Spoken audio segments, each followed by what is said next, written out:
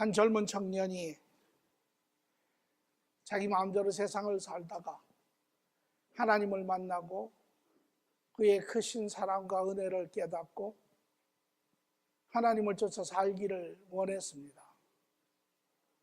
그리고 그는 어떻게 사는 것이 자기가 살아야 하는 길인가 심히 고민하고 책도 읽어보고 그러다 저에게 와서 묻습니다. 어떻게 사는 것이 그리스도인이 살아야 하는 길인가? 어떻게 사는 것이 하나님과 관계가 회복된 자가 살아야 하는 길인가? 그런 말하기를 누가 나에게 그 삶의 본을 보여줄 수 있다면 나는 기꺼이 그 삶을 쫓아가겠다. 이야기는 불과 한 청년의 이야기만은 아닙니다.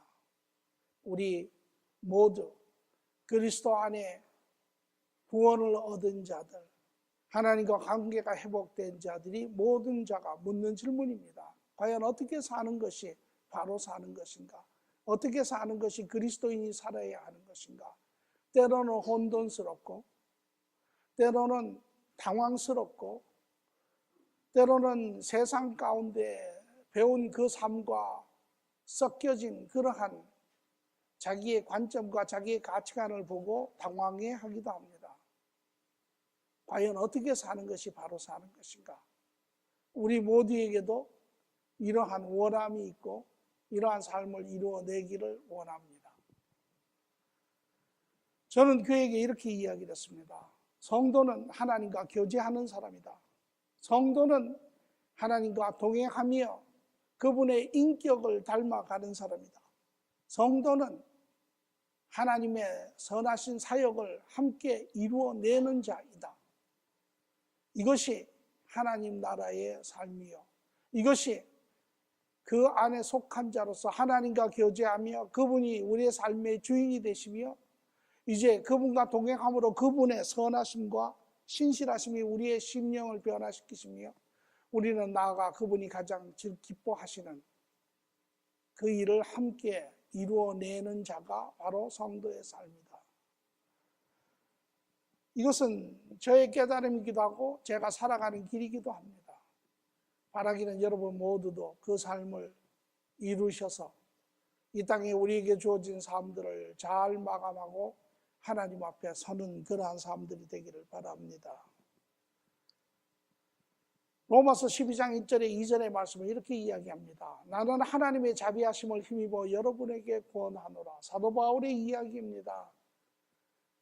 우리 모두가 하나님의 그 사랑과 자비하심을 예수 그리스도를 통하여 우리가 경험한 바 된 자들, 여러분들의 몸을 하나님께서 기뻐하실 거룩한 산제사로 드리십시오. 이것이 여러분이 드릴 합당한 예배입니다.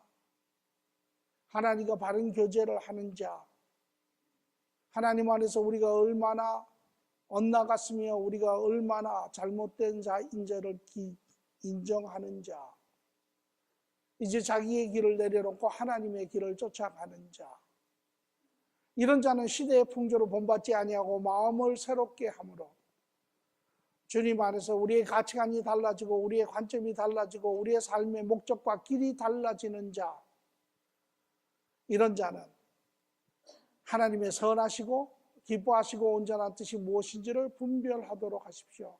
이 하나님의 선하신 뜻이 보인다라는 것입니다. 우리가 마땅히 살아야 하는 삶이 무엇인지를 우리가 볼 수 있다라는 것입니다. 참으로 그렇습니다.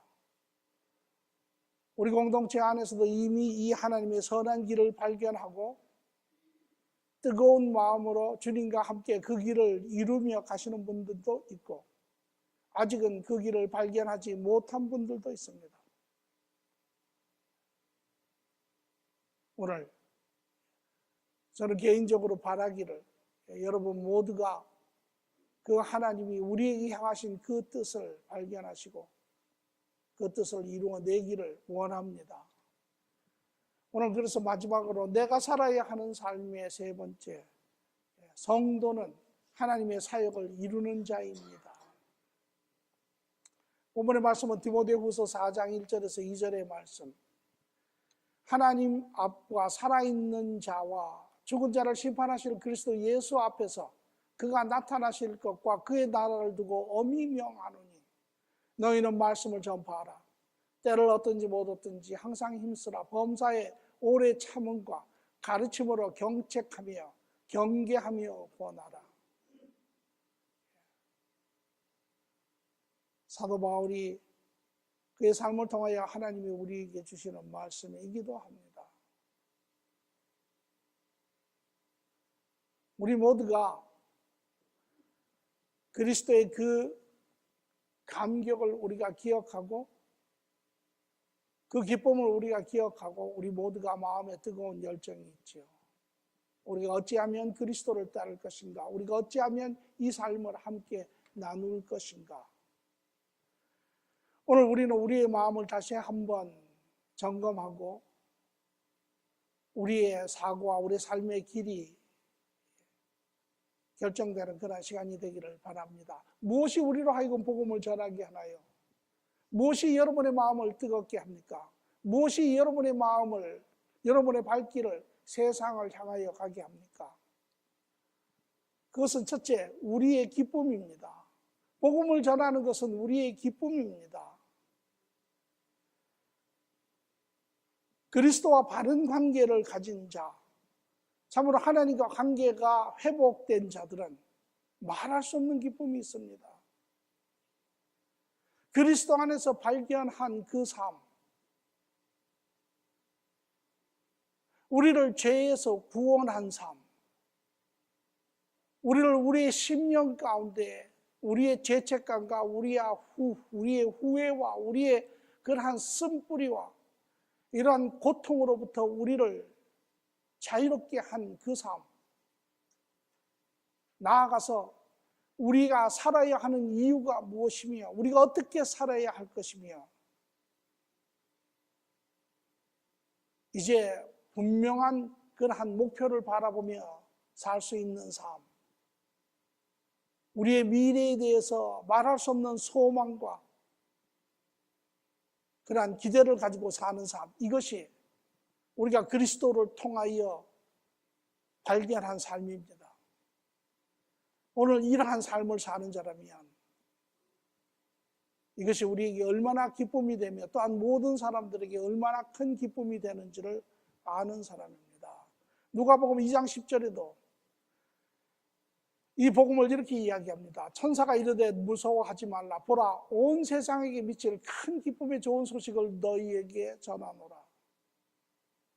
이것이 하나님이 우리에게 주신 복음의 내용이지요. 또한 예수님 그분이 이 땅에 오셔서도 요한복음 10장 10절에 도둑이 오는 것은 도둑질하고 죽이고 멸망시키려는 것뿐이요 내가 온 것은 양으로 생명을 얻게 하고 더 풍성히 얻게 하려는 것이라. 이스라엘 백성 나아가서 모든 인류를 하나의 양떼, 양무리로 표현을 하시고 그 양에게 다가오는 여러 종류의 사람이 있는데 그러나 대부분은 그 양 울타리를 넘어서 들어오는 도둑이고 도둑이 오는 것은 죽이고 멸망시키려 오려는 것이지만 그러나 그 양문을 통하여 오시는 선한 목자는 이 양들을 끌고 나아가 꼴을 먹이고 깨끗한 물을 먹여 그들의 삶을 윤택하게 하시는 분이시다 라고 이야기하는 거죠. 이것이 우리가 받은 삶입니다. 여러분 행복하십니까? 여러분 기쁘십니까? 제가 이야기하는 것은 여러분의 삶에 문제가 없다라는 이야기가 아닙니다. 여전히 우리가 살고 있는 세상에는 크고 작은 수많은 문제가 있습니다. 갈등도 있고 소요도 있고 논쟁도 있고 아픔도 있고 수많은 종류의 그러한 문제가 있습니다. 그러나 그럼에도 불구하고 우리는 이 삶보다 세상보다 크신 하나님과의 관계로 인하여 그 안에 평안이 있고 기쁨이 있고 이 모든 것을 이겨내는 그러한 삶을 이야기합니다. 이러한 우리의 기쁜 삶이 우리의 심장을 뜨겁게 하고 감격하게 하고 세상을 바라보게 하고 세상으로 발길을 향하게 하지요. 이것뿐만 아니라 또한 우리의 마음을 뜨겁게 하는 것은 이제 세상의 모든 사람들이 우리의 형제, 잃어버린 형제라고 하는 사실입니다. 여러분 여전히 세상을 바라보며 나와 상관없는 사람이라고 생각하십니까? 여전히 내 삶의 경쟁자고 내 삶의 대적자라고 생각을 하십니까? 우리가 예수 그리스도 앞에 나올 때 우리는 하나님과 회복된 관계 안에서 나를 발견할 때 우리는 세상의 모든 사람에 대한 재발견이 이루어집니다. 그것이 바로 그들은 나의 경쟁자도 아니고 나의 대적자도 아니고 하나님께서 한 가정으로 지은 우리의 형제 자매라는 것입니다. 물론 지금은 죄로 인해서 또 무지 가운데 그러한 삶을 살고 있지만 우리 모두는 잃어버린 형제라는 것입니다. 우리가 이들을 바라본다면 이들은 여전히 어두움 가운데 고통 가운데 살고 있습니다. 우리가 우리의 옛 삶을 생각해 보면 얼마나 힘들었는지 얼마나 고통스러웠는지 우리의 삶은 초조하고 불안하고 두려워하며 염려하며 그런 삶을 살았습니다. 오늘 이들을 그 삶을 찾고 있습니다. 새로운 삶을 원합니다. 그러나 문제는 세상에서 들을 수도 없고 세상에서 볼 수도 없고 세상에서 발견할 수 없는 그 삶이기 때문에 그렇습니다. 오늘 우리는 이들에게 마음이 향하는 그러한 사람들입니다. 오늘 우리가 이들을 재발견한다면 우리의 잃어버린 형제라는 것을 우리가 깨닫다면 우리 안에 생겨지는 그 사랑을 우리는 경험할 수 있습니다. 여러분, 여러분의 자녀들을 사랑하지요. 왜? 여러분의 자녀이니까. 여러분의 친구들을 사랑하지요. 왜? 여러분과 연결되어 있는 사람이니까. 그들 또한 우리의 잃어버린 형제요 자매입니다. 그래서 누가복음 15장 24절에는 이렇게 이야기합니다. 이 내 아들은 죽었다 다시 살아났으며 내가 잃었다가 다시 얻었노라 하니 그들이 즐거워하더라. 우리의 잃어버린 형제입니다. 여러분 집안에 우리가 가끔 한국의 이상가족을 보지요. 원튼 원치 아니하던 형제가 가정이 식구가 남편이 아내가 헤어져 사는 그들 그 북한을 바라보며 그들의 쓰라린 그러한 심정들을 쏟아내는 것을 봅니다. 그들을 만나기를 간절히 원합니다. 왜? 그들의 가정의 한 부분이니까 그들의 삶의 한 부분이기 때문에 오늘 세상은 우리의 잃어버린 형제들입니다.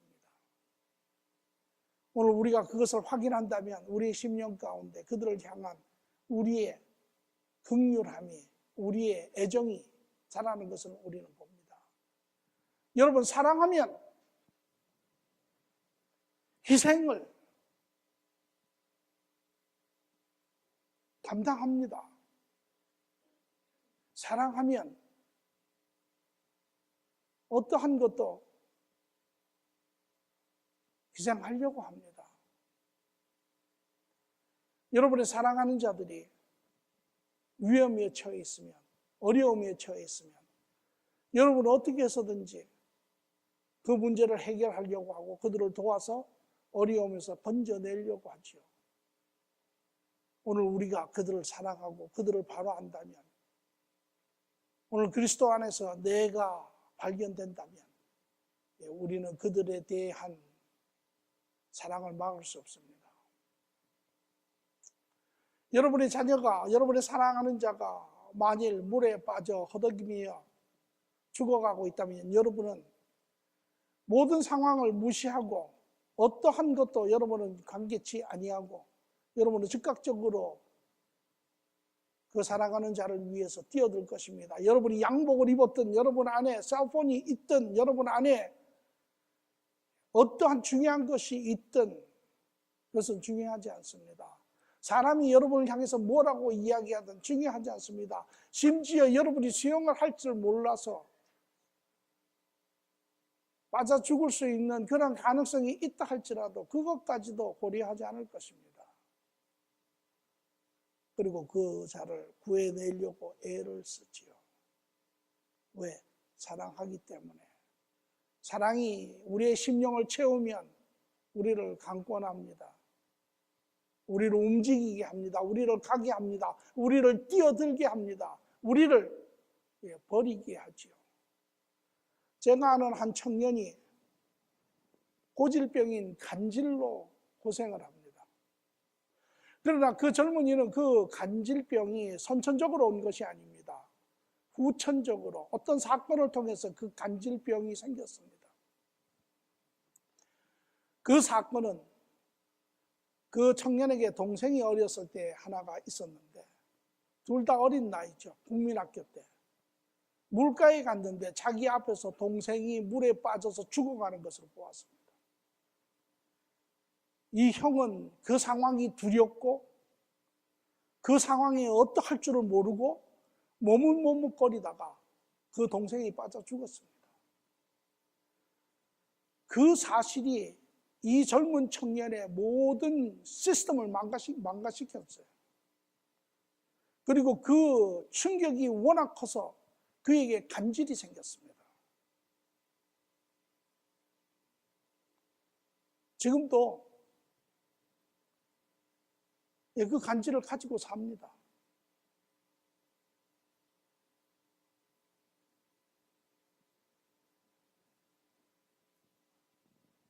오늘 우리는 우리의 형제된 자들을 보아야 합니다.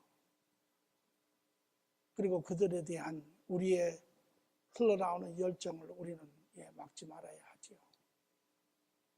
또한 이것은 하나님의 간절한 원함이기도 합니다. 하나님이 우리에게 향하신 바람이기도 합니다.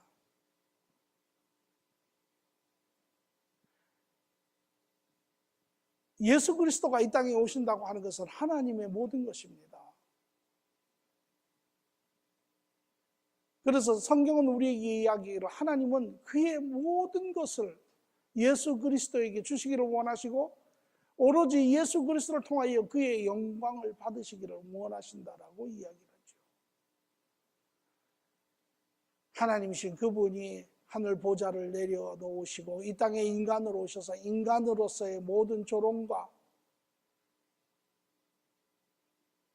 모든 수치와 모든 그러한 핍박을 받으시며 마침내 십자가에 죽으셨습니다. 무엇 때문에? 여러분과 저 때문에, 우리 모두를 위해서. 우리는 그 혜택을 받은 자들입니다. 만약에 예수님이 없었다면 우리의 삶은 소망이 없고 우리의 삶은 영원한 어둠 가운데 우리 모두가 그렇게 살다가 죽었을 것입니다. 오늘 그 하나님의 마음을 이해하는 자, 그 예수 그리스도의 죽음을 바로 이해하는 자, 우리는 세상을 향하지 않을 수 없습니다.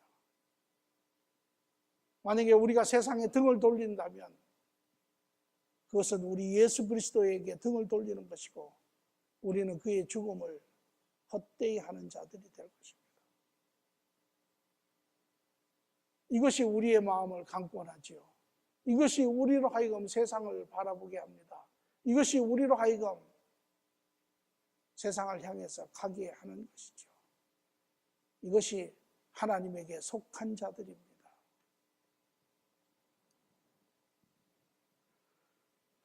그래서 하나님은 우리에게 마태복음 28장 19절 20절에 예수님의 유언이 적혀 있습니다. 그러므로 너희는 가서 모든 민족을 제자 삼아 아버지와 아들과 성령의 이름으로 세례를 베풀고 내가 너희에게 분부한 모든 것을 가르쳐 지키게 하라. 모든 민족에게, 모든 자에게. 우리가 인간적으로 볼 때 부족한 사람들이 있습니다. 연약한 사람들이 있습니다. 그러나 우리가 그리하였듯이 그들이 그리스도 안에 관계가 회복되면 그들이 마치 보석처럼 그들의 영역 안에서 빛나는 것을 우리는 경험합니다. 그러나 현실 가운데 무엇이 우리의 마음을 쉽게 합니까? 무엇이 우리로 하여금 발길을 돌리게 합니까? 무엇이 우리로 하여금 두렵게 합니까? 아마 여러분 가운데 그러한 뜨거움을 느끼고 세상을 바라보는 사람도 있을 것입니다. 나가는 사람도 있을 것입니다. 그러나 무엇이 여러분을 멈칫멈칫하게 하는지, 그것은 첫째 여러 가지 중에 우리가 복음의 기쁨을 잃어버렸기 때문에 그렇습니다. 우리가 그리스도 앞에 왔을 때 우리는 그 기쁨과 그 감격과 그 자유함을 우리는 기억합니다. 말할 수 없이 기뻤지요. 그러나 어느새 세월이 지나가고 시간이 흐르면 우리는 그 감격도 잃어버리고 그 기쁨도 잃어버리고 우리 안에 텅 빈 그런 마음 안에 우리는 이제 우리 스스로의 자가당착에 빠지고 우리 스스로에게 위로하여 말하기를 나는 하나님 나라에 속한 자이니 라고 이야기를 합니다.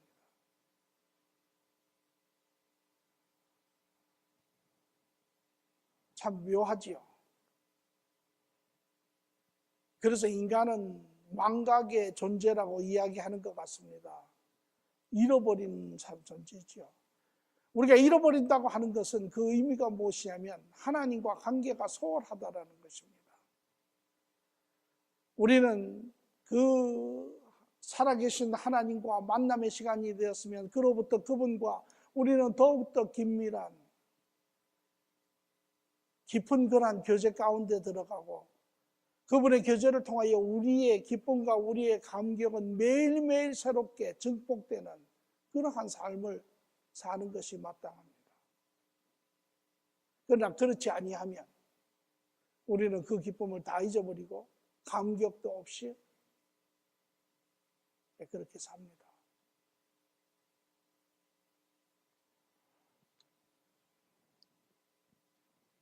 그래서 데살로니가 5장 16절 18절에 보면 항상 기뻐하라. 어떻게 기뻐합니까? 우리가 사는 삶이 기쁜 일만 있습니까? 기쁜 일보다는 슬픈 일이 더 많죠. 그런데 무엇 때문에 우리는 기뻐할 수 있습니까? 하나님 때문에. 우리의 삶보다 크신 그분 때문에, 세상보다 크신 그분 때문에 우리는 그분 안에서 기뻐할 수 있습니다. 언제? 항상 어떠한 사건에도 관계없이. 그러나 우리는 우리 자신을 잘 압니다. 우리 애가 얼마나 연약한지를 아는 자. 그러므로 주님 말씀하시기에 쉬지 말고 기도하라. 내가 너희의 힘이 되리라. 내가 너희의 도움이 되리라. 그리고 범사에 감사하라. 이 세상에 사람들은 우연이라고 하는 단어를 쓰지만 하나님 안에서는 우연이라고 하는 단어는 없습니다. 하나님의 주관 가운데 하나님의 다스림 안에 모든 것이 돌아가고 있습니다. 세상에서 어린아이들이 쓰는 단어 중에 때대로 된다라는 말이 있습니다. 무슨 소리입니까? 잘못한 사람들이 때가 되면 그 잘못이 반드시 드러납니다. 잘한 사람은 때가 되면 반드시 그가 한 일들이 드러나 칭찬을 받습니다. 하나님의 섭리 가운데 그렇게 되어 있죠. 이것이 그리스도 예수 안에서 너희를 향하신 하나님의 뜻이니라. 이렇게 하나님과 더불어 교제하며 사는 자, 그 기쁨이 매일매일 새롭고 매일매일 채워지는 그러한 삶이 되죠. 또 두 번째는 우리의 마음을 쉽게 하는 요인은 우리가 세상을 두려워하기 때문에 그렇습니다. 그래서 마태복음 26장 41절에도 보니 예수님이 제자들에게 겟세마네 동산에서 기도하라고 이제 때가 가까이 왔으니 참으로 너희가 함께 기도할 때라고. 그러나 제자들이 육신이 피곤해서 기도하지 못하고 잡니다. 그때 주님 말씀하시기에 시험에 들지 않게 깨어 기도하라. 마음은 원이로되 육신이 약하도다 하시고,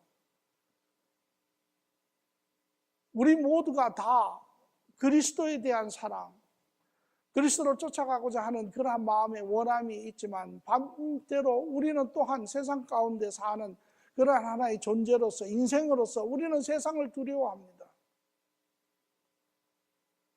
그래서 어떤 사람은 내가 이렇게 복음을 전하고 나아가 세상으로 나아가면 나에게 무엇이라고 할까 하는 그러한 두려움이 있습니다. 세상 사람들이 나에게 광신자라고 하지 않을까.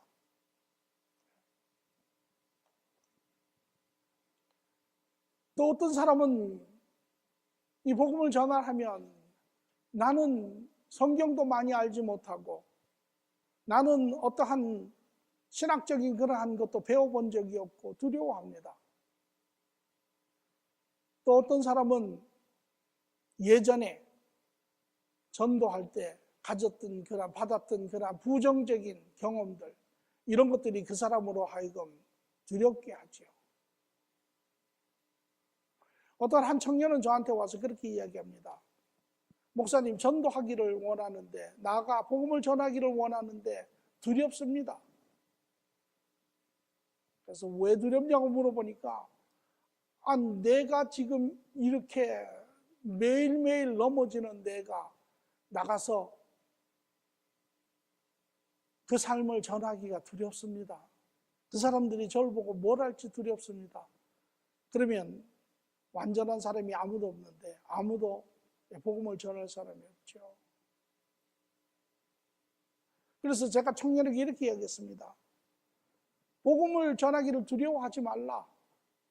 너의 연약함을 두려워하지 말라. 왜? 그 사람이 너의 연약함을 가지고 너의 넘어짐을 가지고 이야기를 하거든. 이야기를 해줘라.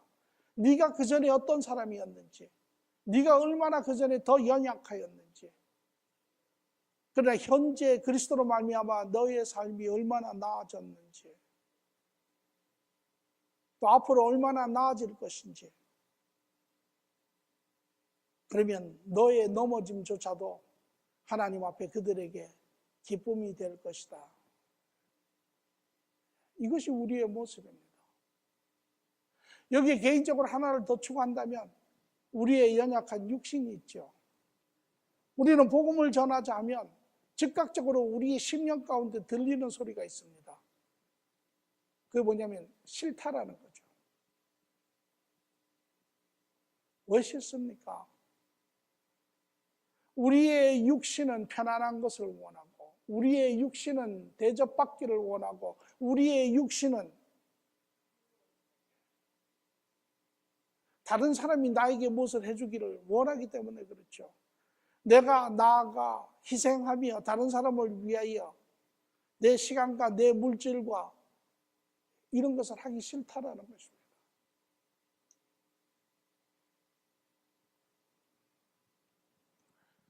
그것이 우리의 육의 모습이기도 합니다.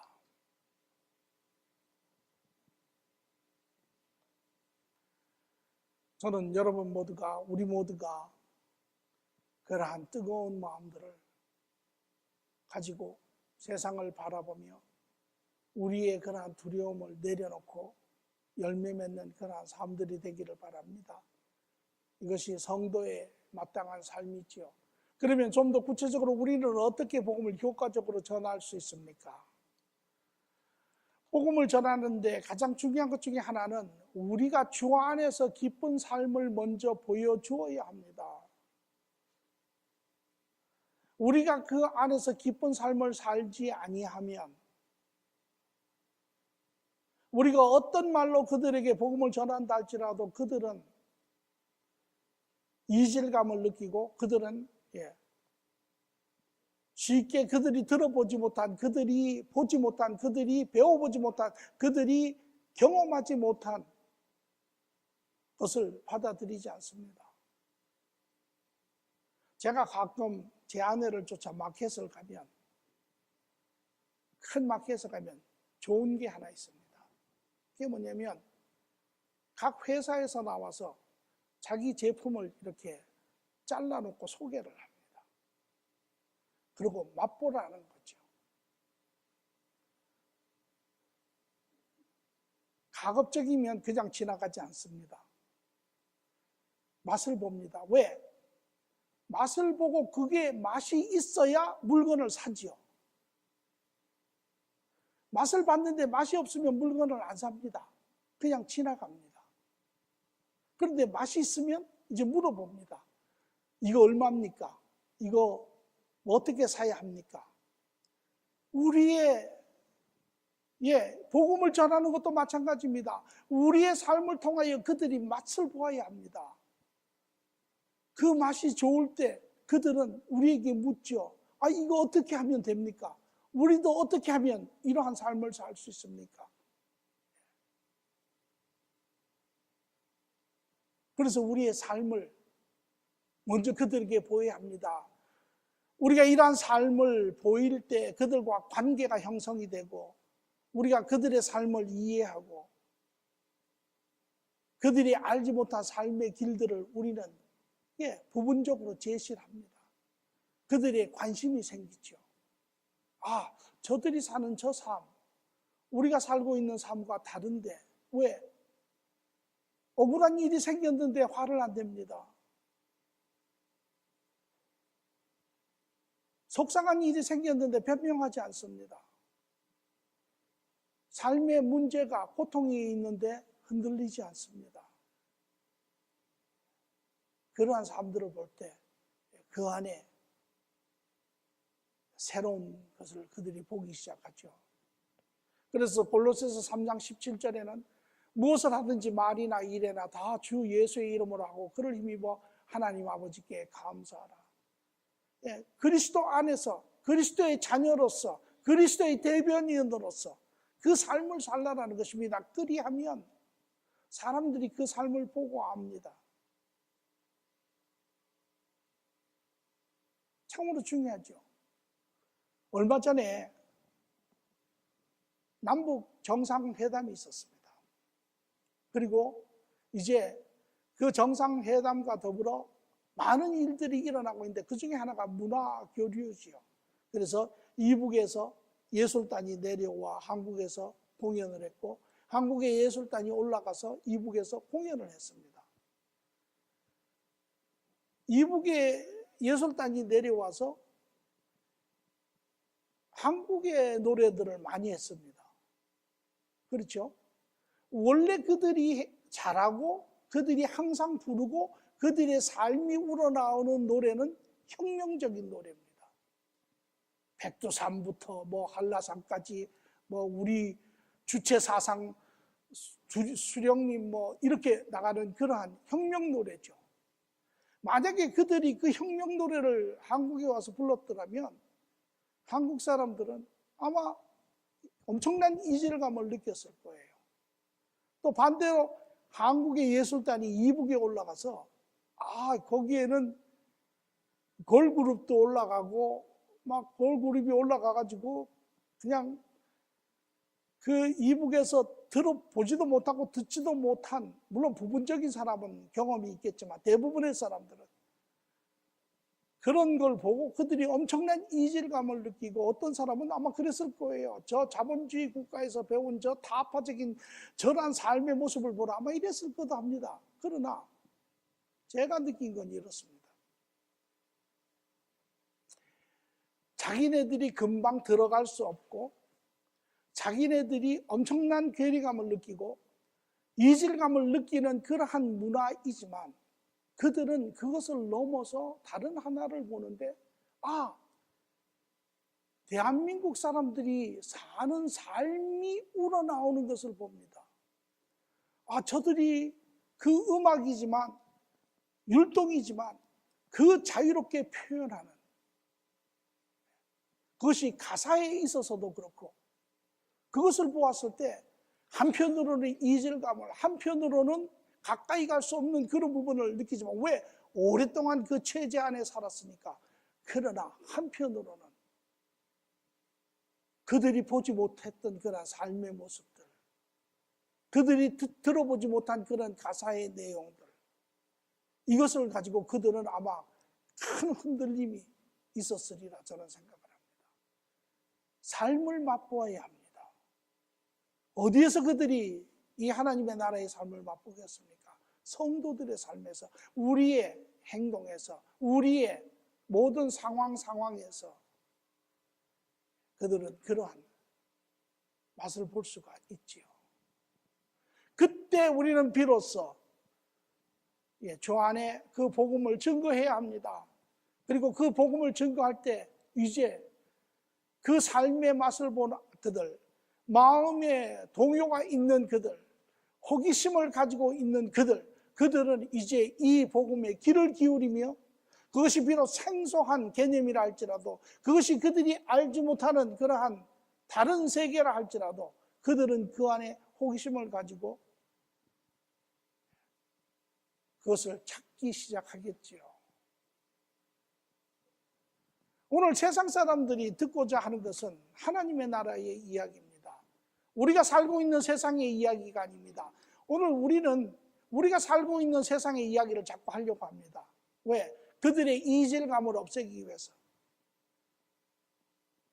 그래서 세상적인 방법으로 자꾸 복음을 전하려고 하다 보니까 복음이 자꾸 희석이 됩니다. 그러나 그들이 실질적으로 듣고자 하는 것은 새로운 세상의 것, 그들이 살고 있는 이 세상보다 훨씬 더 나은 것, 바른 것, 이것을 들으려고 하죠. 그래서 우리는 하나님 나라에 대해서 이야기를 해야 합니다. 물론 그 안에 관계도 중요하죠. 많은 사람들이 생각할 때 복음, 하나님 나라를 전한다 하면 굉장히 이질감을, 과연 받아들일 수 있을까? 과연 그것에 관심이 있을까? 그렇게 생각하지만 삶이 보여지고 그 삶을 통하여 그 맛을 경험한 사람들이 알고자 하는 것은 세상의 이야기가 아니라 바로 하나님 나라의 이야기입니다. 그것이 그들로 하여금 눈이 뜨이게 하고 마음이 열리게 하고 흥분되게 하고 새로운 것을 쫓아가려고 하는 그러한 마음이 생기죠. 이것이 우리가 복음을 효과적으로 전하는 것입니다. 복음이 무엇입니까? 복음은 신학적인 어떠한 관점도 아니고, 복음은 어떠한 기독교의 교리도 아닙니다. 복음은 바로 예수 그리스도가 여러분의 삶에 오셔서 여러분을 어떻게 변화시켰는지, 그분이 여러분 삶에 들어옴으로 인하여 여러분이 어떻게 죄로부터 해방이 되었는지, 그분이 우리 삶에 함께 하심으로 인하여 우리 안에 있었던 그러한 죄책감과 부끄러움과 수치와 고통과 이러한 상처들이 어떻게 치유되었는지, 그분이 우리 삶에 들어옴으로 인하여 우리가 살아야 하는 이유가 생기고 아침에 일어나는 이유가 생기고 이 세상을 살 때 더 열심히 살아야 하는 이유가 무엇인지, 또 뿐만 아니라 이 세상에 살면서 세상을 넘어서서 세상까지도 내려놓고 더 큰 것을 쫓아가며 죽음조차도 두려워하지 아니하며 영원한 소망을 가지고 있는 것이 무엇인지를 보여주는 것이 바로 복음입니다. 오늘 우리의 모든 삶이 그리스도 안에 있는 자이면 그 삶을 자랑하시기를 바랍니다. 사도 바울은 골로새서 1장 24절에 말하기를, 나는 이제 너희를 위하여 받는 괴로움을 기뻐하고 그리스도의 남은 고난을 그의 몸된 교회를 위하여 내 육체에 채우노라. 그것이 그에게는 기쁨이 되는 거죠.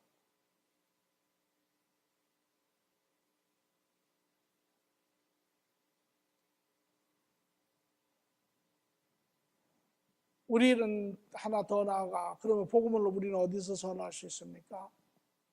사도행전 1장 8절의 말씀을 보니, 오직 성령이 너에게 임하시면 너희가 권능을 받고 예루살렘과 온 유다와 사마리아 땅끝까지 이르러 내 증인이 되리라 하시니라. 예루살렘으로부터 땅끝까지 복음을 전하라라고 이야기를 하시죠. 이 당시 예루살렘은 바로 제자들이 있었던 곳, 오늘 예루살렘으로 여러분과 저에게 이야기하면 바로 우리가 속한 곳, 우리가 있는 곳, 우리의 가정, 우리의 공동체, 우리의 사업장, 이것이 예루살렘입니다. 우리는 그들에게 우리의 삶을 보이고 관계가 이루어지고 그들에게 복음을 증거하는 그러한 삶을 사는 자들입니다. 유다는 오늘로 치면 피닉스라고 이야기할 수 있습니다. 이 피닉스에 수많은 사람들이 있죠. 가끔 그런 이야기를 합니다. 우리가 복음을 전하러 가죠. 그러면 제 주위에 있는 사람들은 다 믿는 사람들입니다. 여러분 과연 그렇습니까? 오늘 우리가 이 피닉스에 살면서 많은 사람들을 압니다. 그러나 그 중에 아직도 예수 그리스도를 알지 못하는 사람들이 수도 없이 많습니다. 우리는 그들에게 이 하나님의 기쁜 소식을 함께 나누는 것이 중요하지요. 사마리아는 이스라엘의 한 도시이지만 그러나 이방인이 혼합이 되어서 아주 문화가 다르고 여러 가지 그러한 종교 부분도 다른 그러한 곳이 사마리아입니다. 오늘 우리의 시간대로 이야기하면 이것은 바로 우리가 인디안 레저베이션이라고 이야기할 수 있습니다. 또 물론 타민족이라고도 이야기할 수 있습니다. 그것이 우리가 그들에게 시간이 될 때마다 또 그들이 요구할 때마다 우리가 가서 그들에게 우리의 삶을 함께. 그래서 제가 우리 식구들이 갈 때마다 그런 이야기를 합니다. 많이 같이 가자고. 왜? 꼭 거기 가서 복음을 전하는 것이 어떤 하나님의 일을 하는 것이 아닙니다. 우리의 삶을 같이 나누고 그들과 관계를 맺고 하는 것이 복음의 시작이고 복음의 동참이죠. 그리고 우리 모두가 땅끝까지 증거하는 그러한 자들입니다.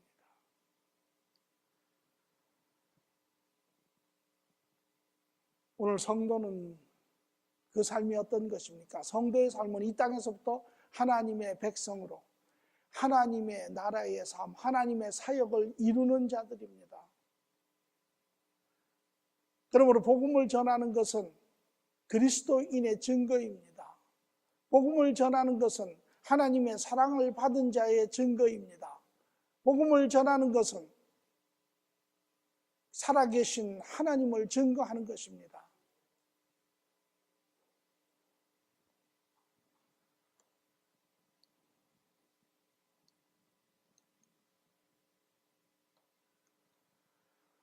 우리 공동체 모든 식구들이 복음에 대한 뜨거운 마음이 있는 줄 압니다. 그리고 여러분이 기회가 될 때마다 여러분 주위의 사람들을 복음을 전하고 하나님과 관계를 연결시키기 위해서 애쓰는 것을 압니다. 더욱더 하나님과의 교제 가운데 여러분의 열정이 더욱더 뜨거워지시기를 바라고 그것으로 인하여 여러분이 참으로 주님께서 주시는 그 기쁨과 만족을 체험하기를 바랍니다. 여전히 복음을 전하여야 하겠다라고 생각을 하지만 삶 가운데 실천되지 않는 부분들, 여러분의 내면에 그러한 하나님의 기쁨과 주위 사람들의 재발견과 이 그리스도의 간절히 원함을 여러분이 기억하시고 또 나아가서 여러분이 우리의 그러한 기쁨의 생활이 매일매일 새롭게 되는지 또 이런 부분들을 여러분이 점검하셔서 여러분 우리 모두가 복음을 부끄러워하는 자가 아니라 복음을 자랑하는 자, 이는 능히 자랑할 만합니다. 왜? 우리가 이 안에 기쁨을 누리고 모든 사람들이 또한 기뻐하며 찾고 있는 그러한 삶이기 때문에 그렇습니다. 로마서 1장 16절에 사도 바울은 말하기를 내가 복음을 부끄러워하지 아니하노니 이 복음은 모든 믿는 자에게 구원을 주시는 하나님의 능력이 됩니다. 먼저는 유대인에게요 그리고 헬라인에게로다.